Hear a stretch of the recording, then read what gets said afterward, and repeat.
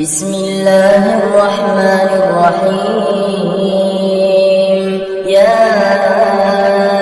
أيها المزمل قم الليل إلا قليلا نصفه أو انقص منه قليلا أو زد عليه ورتل القرآن ترتيلا إنا سنلقي عليك قولا ثقيلا إن ناشئة الليل هي أشد وطئا وأقوم قيلا إن لك في النهار سبحا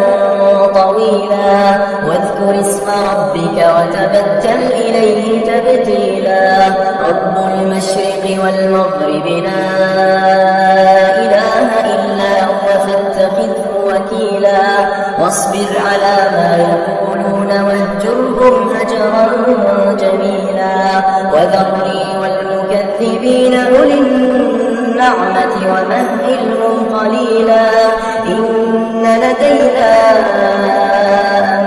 أنكالا وجحيما وطعاما ذا غصة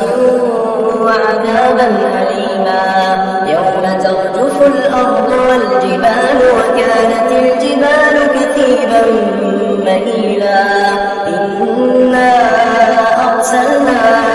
إليكم رسولا شاهدا عليكم كما أرسلنا إلى فرعون رسولا فعصى فرعون الرسول فأخذناه أخذا وبيلا فكيف تتقون إن كفرتم يوما يجعل الولدان شيبا السماء منفطر به كان وعده مفعولا إن هذه تذكرة فمن شاء اتخذ إلى ربه سبيلا إن ربك يعلم أنك تقوم أدنى من ثلثي الليل ونصفه وثلثه وطائفة من الذين معك والله يقدر الليل والنهار علم أن لن تحصوه فتاب عليكم فاقرؤوا ما تيسر من القرآن علم أن سيكون منكم مرضى وآخرون يضربون في الأرض يبتغون من فضل الله وآخرون يقاتلون في سبيل الله فاقرؤوا ما تيسر منه وأقيموا الصلاة وآتوا الزكاة وأقرضوا الله قرضا حسنا